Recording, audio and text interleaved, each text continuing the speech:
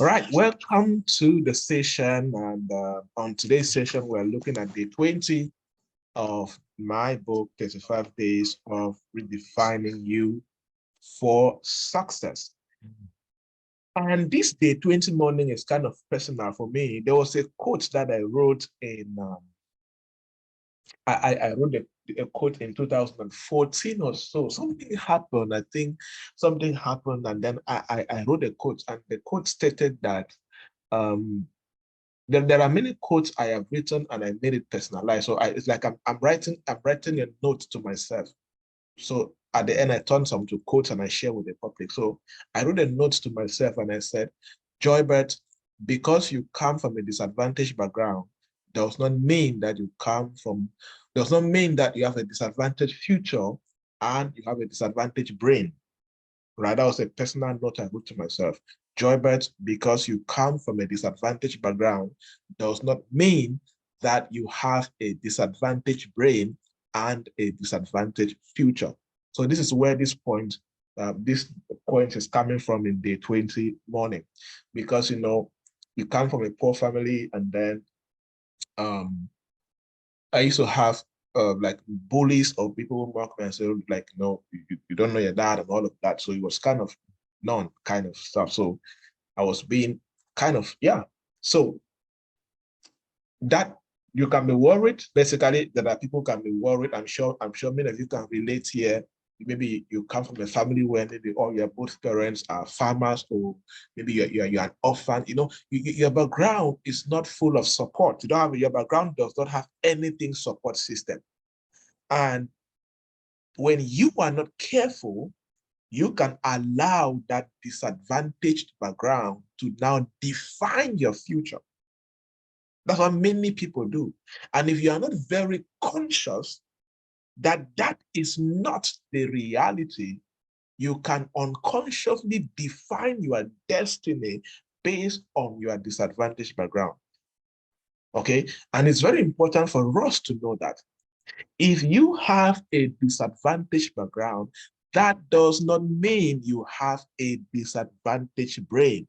It does not mean that you have a disadvantaged future. And that is why the journey begins with you liberating your most important asset, that is your mind. And I'm happy that in the other sessions, we have been talking about attitude, character, uh, growth mindset, and all of these things. So it's just a reminder and a challenge to you. You listening to me right now, I don't know the state of your family. I don't know the state of your life right now, but let me tell you something. Do not allow the disadvantage you see now to determine how far you can go in life. It's wrong. It cannot, except you give it the permission. I always say something funny. If I can get where I am, anybody can get there. And that's why I'm always very grateful. Trust me. And that's why I think I don't know how to cry over when I fail, because even if I fail, when I fail what the things, if I fail on the project, I'm still grateful that I am here. So I hardly get angry because I failed at something, because I'm still, when I look at where I was supposed to be and where I am now, I don't know if I shared with you guys this. I was actually supposed to end up a carpenter in the village. Right? There's nothing about being a carpenter, but there are successful carpenters like Clifford. Clifford is a modern day successful wood engineer. Not me. I was supposed to in my village where I went to primary school, where my mom was married to my stepdad. Unfortunately, he's on late now. So my stepdad was a carpenter in the village, supposed to be the carpenter that you make a chair for 1,525, right? So the plan was, that was here was the original plan. The plan was, when I'm done with primary school, I will now learn how to do carpentry with him, how to work on the zinc of the houses and make furniture and all of that. Then I remain in the village. I started doing that, and yeah, so that was my plan after class 7. That was the plan for me for my life, right? Luckily for my aunt, who came and took me from the village and sent me to school, that I should be in school, not be in the village. So that's why I started school like 1 month. I went to school in October. In Cameroon system, school started in September. I went to school in October, almost October ending, because I was never planned to be in school. Actually, I was not the plan was I was never supposed to go to secondary school. That was the plan, right? And that was the best thing they could offer to me at then. based on the nature of life, all of that. So you see, there are there are many things that when they happen, I'm always just always very grateful because I know that where I am is purely orchestrated by God. Purely orchestrated by God. Because there are many circumstances that was not supposed. Same with high school. I know with high school, my mom's elder sister, who's many people know about her than my mom because I've lived with her mom. Many of my friends know about her, my mom. Very few of my friends know my biological mother, actually. So because she's the one who sponsored me from secondary school, from going right up to high school.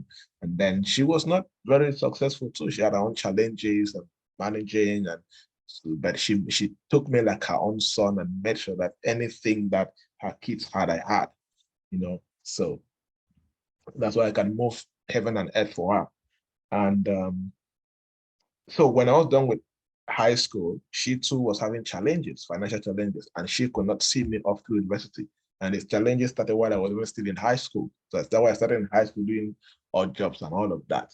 So, but then despite that, I don't know, whatever inspired me, challenged me, and God just knew how to orchestrate my steps because she emphasized on the importance of education. That I started doing odd jobs and car wash, all of that to sponsor myself through undergraduate, all of that. So your background cannot define you because your background is disadvantaged.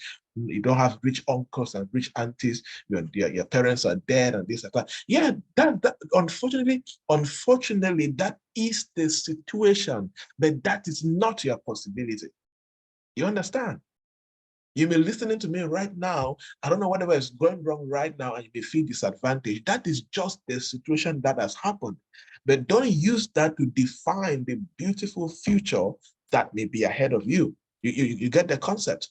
And that is why liberating your mind to see just opportunities, liberating your mind to see possibilities, liberating your mind to keep on thriving and to keep on improving is very important. You are way bigger and way stronger than your background. Trust me.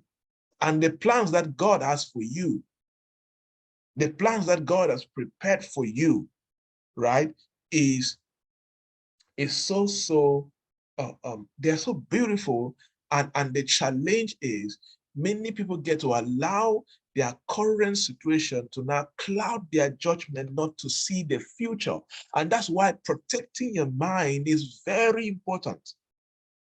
You understand? It's very important. So your biggest asset is in the way you think. Your biggest asset is in the way you see yourself. Your biggest asset is in the way you see the world around you. When you look at the world around you, do you only see disadvantages or you see opportunities?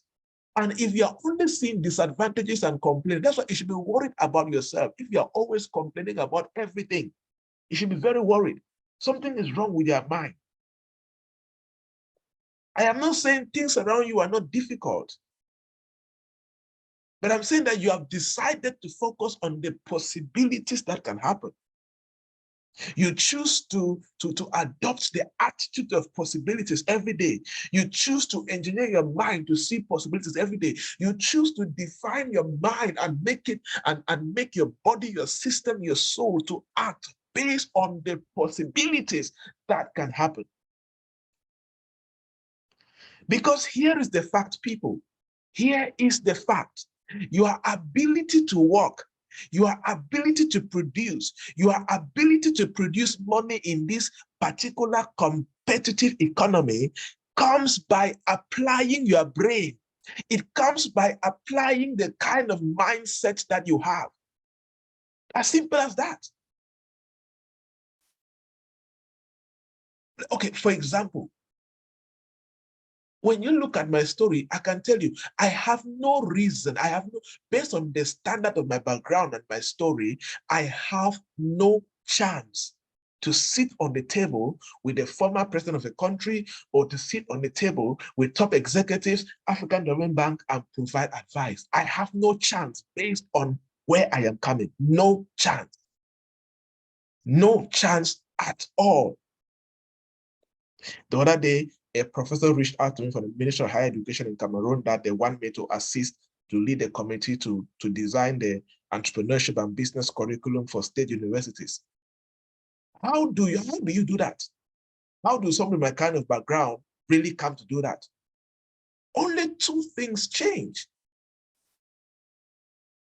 When you decide to change your mindset and you decide to stand on the grace of God and what God can do. For some of you, it's not really a disadvantaged background. For some of you, are the present challenges you are going through. Money may not be there right now. Your marriage will be struggling right now. A lot of things, you will not have the perfect life that you dreamt of at this age. The goal is that is the situation, but what is the way forward? What is the quality of your mindset, your most important asset that God gave you? I was studying a scripture this morning and it really blessed me. And the scripture was talking about aligning my thoughts with the will of God.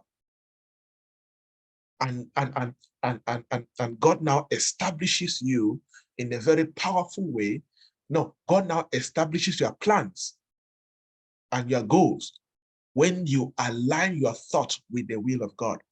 And there is no way negative thoughts can align with the will of God. No. So when you consciously invest in your most important asset, which is your mind, and you have the right thought and the right thinking pattern, you draw closer to aligning your plans and your goals according to the will of God. Then they become established. If your most important asset is not right, your ability to work will be questioned. Your ability to produce and contribute will be questioned. Your ability to earn money in this competitive economy will be questioned. Your ability to make all the millions will be questioned. So make sure you invest on your mind. And of course, you are waking up every day at 4 a.m. or you're following this session right now because you recognize that you can invest in your most important asset, which is your mind, because nothing changes the mind like the quality of the information that you feed the mind with. Nothing. The greatest secret I caught at the age of 20 was that I should devour information as much as I could. That is one of the things that changed my life to today.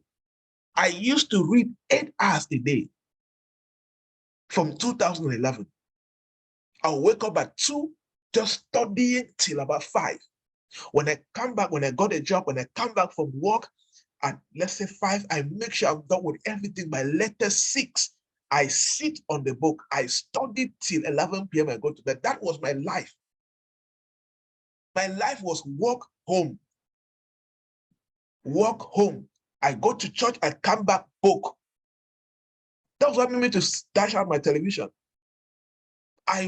When I understood the power of feeding this mind, I did it. And that is what changed my mind. I have a lot of relevant content. I'm telling things I used to based on things I studied years ago. And that's the power of so studying when you have the time, because when you get busy, you don't even have time to even study. Now I can barely study up to 4 hours a day. It's hard now. Meetings. Since 7 a.m., since 7 p.m. today, my time. This is the second Zoom session. I was ministering in a church from 7 p.m. to about 9 p.m. That's why I started the session 10 minutes late, because I was ending the ministration in that church. And I'm here. After this session, I need to have another call. So there's no time again to really study. So if you have time on your hands, please feed your most important asset. That's why I never understand how somebody you are under 35 and you have time to sit and watch 2 movies a day. You can sit and watch even football for 90 minutes. When you grow, the World Cup will always be there. Make money, then you sit and watch World Cup and drink juice.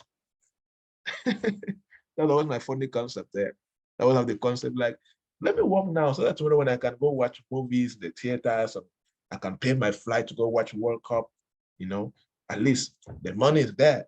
I have money to buy coffee, cross my leg, and watch World Cup from the VIP tribune. You know, those places where on the president's seat and VIP seat and watch football match. Yes, this you have made a name, you have made money, God has blessed you, you have a good name that you can earn a spot like that in the society. But you must pay the price to be there, guys. You must pay the price. It doesn't come easy, it doesn't come cheap. It doesn't. The dream is free, but the work is not. Anybody can dream, but not everybody can do the work to build their most important asset, which is the mind, so they can win.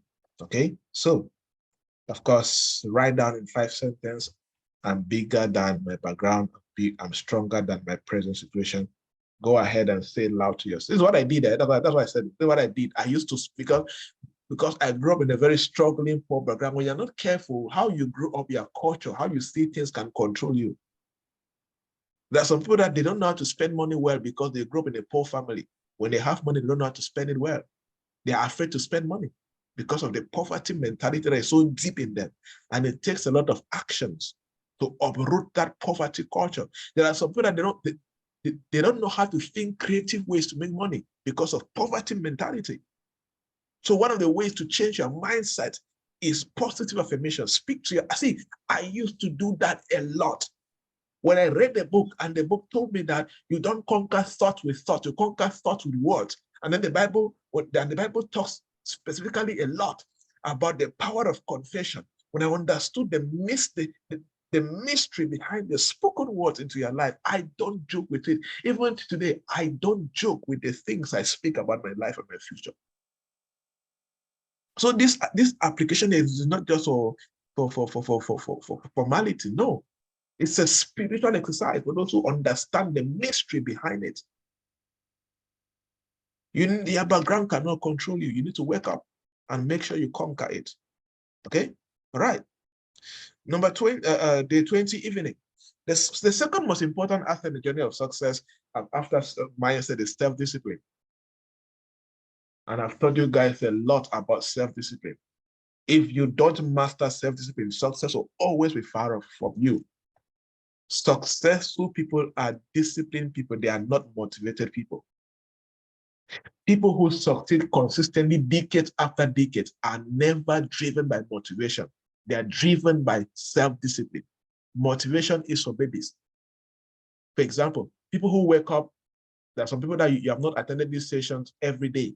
You wake up, you attend sessions, but the days you feel like. But there are some people that whether they went to bed at 3 a.m., they went to bed at 2 a.m., they went to bed at what time? When it is 4 a.m., they discipline themselves out of that bed and join the session. Those are people who succeed in life. But if you are here and you attend sessions only when you feel like attending, you are still driven by motivation. And that's why you are not consistent in the things that can change your life. And it's also one thing I mastered several years ago. What will make a young man to read at least 8 hours in 24 hours every day for till 2011 till almost 2017? That was my ritual.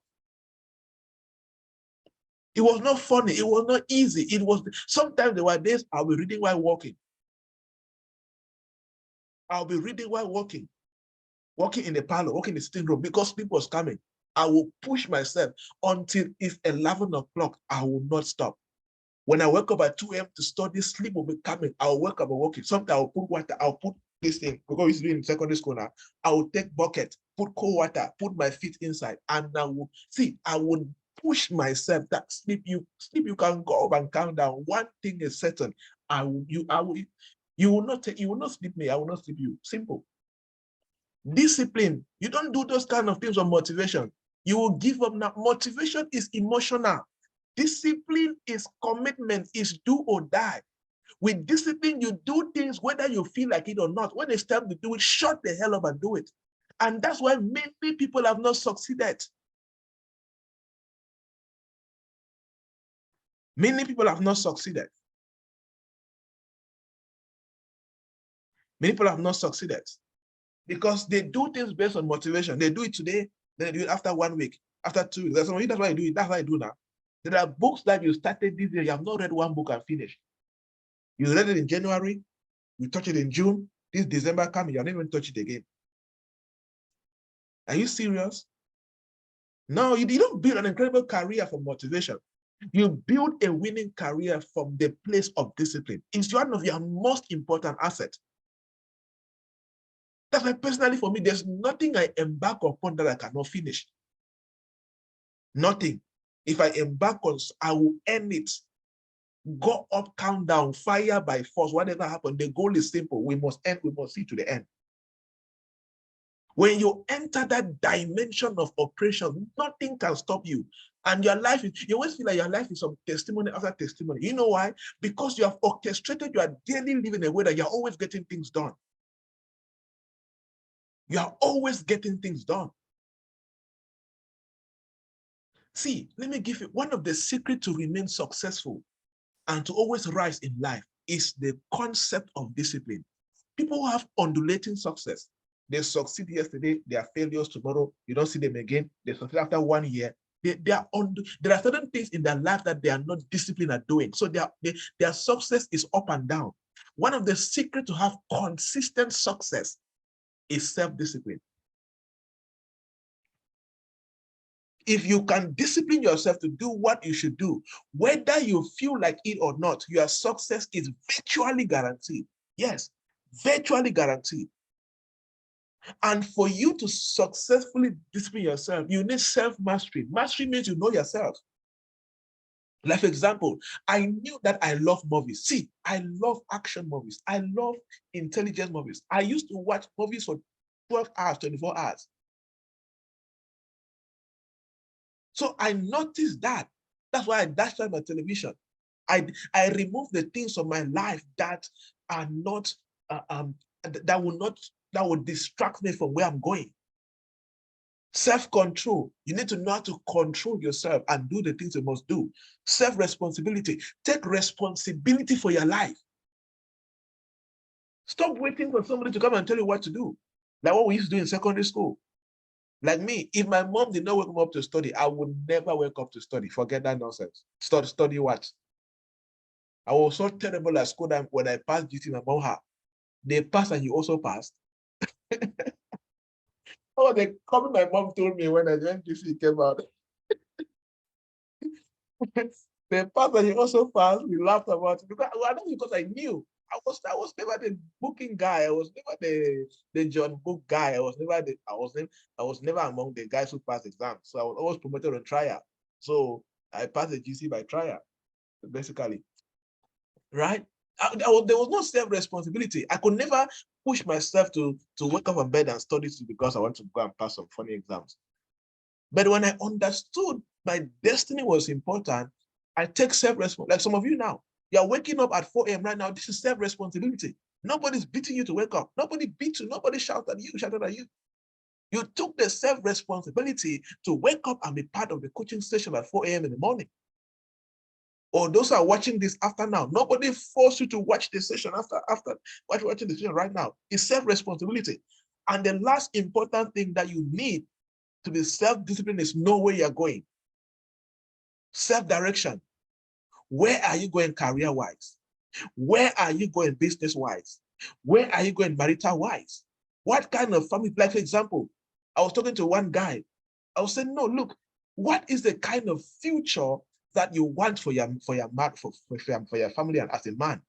Really, what's the kind of future you want? Because the kind of direction that you want for your family and for your marriage as a man should determine the kind of things you do and you don't do. Do you want a family that is full of joy, happiness, rest, success? You live in a good house, you drive good cars, you are living life of rest. You can have it. It's possible.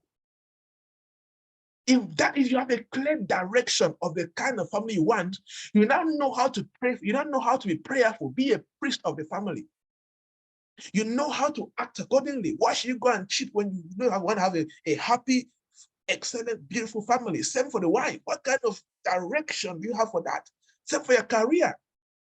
What kind of career do you want? Where are you going with that your career? Do you want to end up being a doctor, running a successful institution as a CEO, as a supervisor, as a director in an international agency, international organization, United Nations, World Bank, all of these international agencies? That way you want to go, clearly establish the direction. It also contributes to your self-discipline. One of the things that helped me greatly was the life plan I wrote, my 2025 life plan. And my goal was that by 2025, I would deliver myself out of poverty and my family. That was the life plan. And I had this plan since 2012, and it's still the plan I'm running till today. It's a plan that made me to stop drinking alcohol. It's a plan that I don't do womanizing because it costs money. You must be taking guests out up and down, buying gifts and all of that. I don't have money to buy how do you call those? A small time Valentine's Day gift, a small time birthday gift, a small time all of this. It costs money. I need that money for my vision and my school. So I don't have time for that nonsense.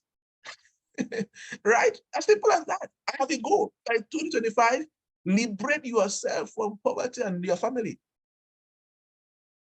And in that plan was very clear.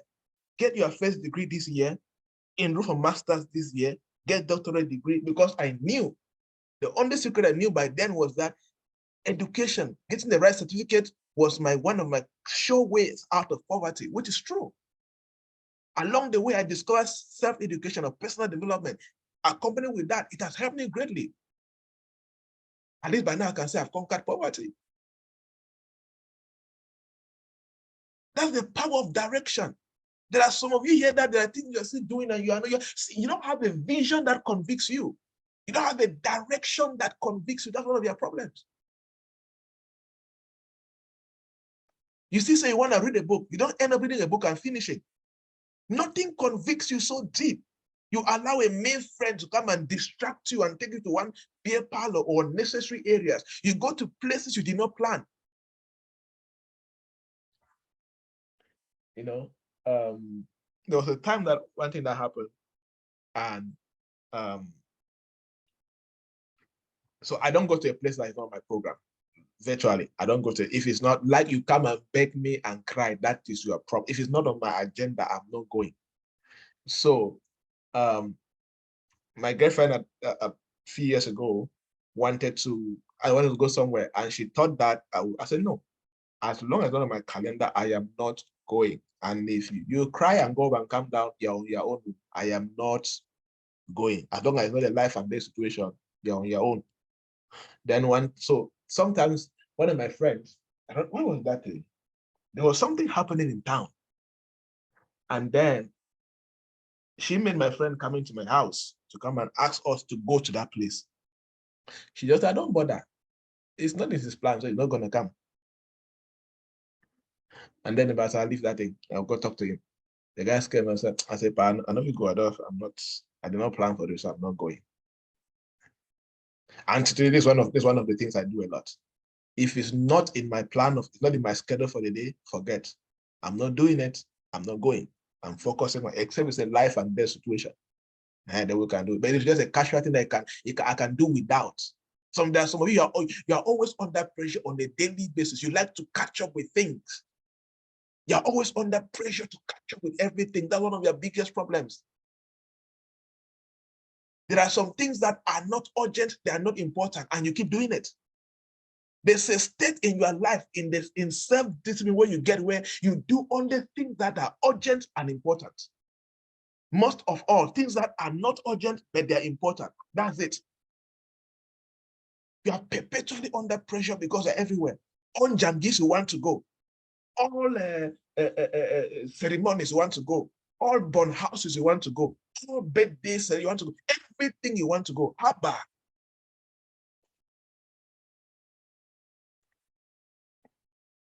Somebody invited me for wedding, and I asked him, which one do you want me to come? Traditional, court, or church? Because I'm not coming for all. I was very straight. The guy was like, what the hell? Which one do you want me to come? Choose traditional, or I choose, but I'm not coming for all. Don't expect me to come for all. Choose. And that's one thing I like to do. I don't do events. I don't do a lot of unnecessary anniversaries and I just feel like they're not necessary. They focus on important things. Ceremonies here and Cameroonians like ceremonies. Somebody died, they celebrate. Somebody they give birth, celebrate. Somebody is sick, they celebrate. Somebody gets well, they celebrate. Everything, ceremony, ceremony. Not focusing on important things. And it puts people under pressure. I'm not saying there's a place of bonding, but there are better ways to bond. There are better ways to build relationships, not consistent expenditures and wasting time. And when they go there, what do they do? Gossiping, drinking alcohol, gossip, alcohol, gossip, alcohol, gossip. No business idea, no anything. Kongosa and gossip in the whole thing. It's kind of lie. It's true now. That's what happens then. But there are networking events that make sense. When you go there, you know that apart from you meet new people. Number two, you discuss ideas. Yes, while you're drinking juice and wine, but there are quality conversations going on there. I attend networking events because they are important. You live there with contacts. You have fun, you live in contacts. Whether they're playing snooker, but they're playing snooker with other CEOs, other professionals and people, you see, it makes sense. Not funny stuff, and they go play Makusa and then they dance, they get drunk, and then they gossip, and then they fight, and then they broke bottle, and then they, what's wrong with some human beings? But when you don't have direction, you don't know how to discipline yourself from those areas. Somebody, you need to go and write a 10-year life plan, a 15-year life plan. Know where you are going to. It will contribute a lot to your self-discipline. Motivation produces emotions, but discipline produces results. Do you want to produce results in your life consistently? Go for discipline. Don't do things when you're motivated. Motivation is for babies. It is my daughter that need me to motivate her to go and study because she's still a baby. She doesn't know between left and right. Need to go out and buy you mambo, chocolate, and ice cream. You know, if you pass number one, I'll take you to the mall, and yeah. No, I do that for my daughter because she has not grown.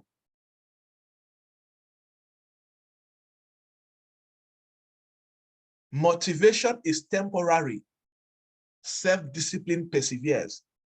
With self-discipline, you can do the right thing every day for 30 years. But motivation cannot do that. Okay? So let us grow and develop these assets.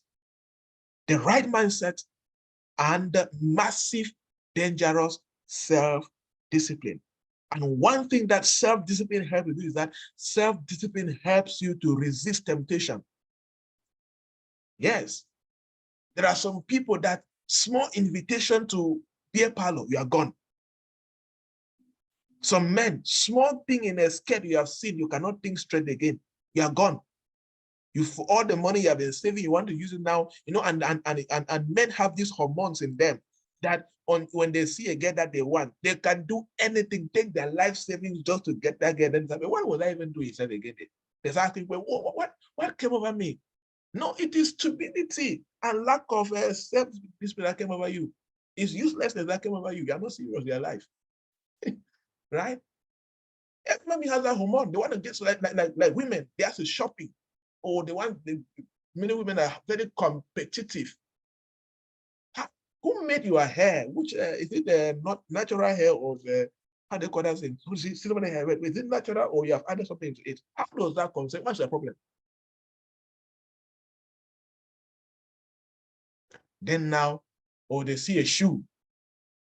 If they don't get that shoe, oh my goodness. Or what their boyfriend, what their friend's boyfriend did to them. They now come and put pressure on a young man who doesn't know left from his right, who can barely eat balanced diet, and start pressuring that young man. I need that, I want this. Absolute arrant nonsense. When you find yourself not being able to resist temptation, your self-discipline is weak. And the second most important reason is you don't have the power of the Holy Ghost. This is for us Christians. One of the most important things that the Holy Spirit will help you do that he restrain you from temptations. When you have a relationship with him, he can rebuke you, he can restrain you, he can even speak to your conscience directly not to do it. And that is how you consistently rise to the top. All right, everybody, that's it for today. I hope, as I said, it was just a charge, a reminder, a general challenge to you. And for those who are sleeping in these areas, wake up, wake up. Don't enter next year like that. Wake up. Next year should be better because you have a better mindset and your self-discipline is 100%. I always say that successful people always charge their self-discipline battery to be 100%. One bar doesn't drop. When it is dropping, recharge it. When it's dropping, recharge it. It's a continuous battle. So you can go to the top and produce consistent results. The secret to consistent success is consistent production of results. All right, people. I hope you are blessed, you are challenged, and you will make yourself proud, make your family proud, and of course, make me proud that all of this grammar I come and speak to you guys every day is not for nothing, right? Yes. I mean, I'm investing in men. I need to see results. God needs to see you guys produce results. That's what he's expecting, you know? Right. Have a great day ahead. See you tomorrow, same time. And keep winning. Keep winning, keep winning. You are supposed to win. Your job is to win. Your job is to win. Go and win, and go and win some more. Cheers, guys. Take care.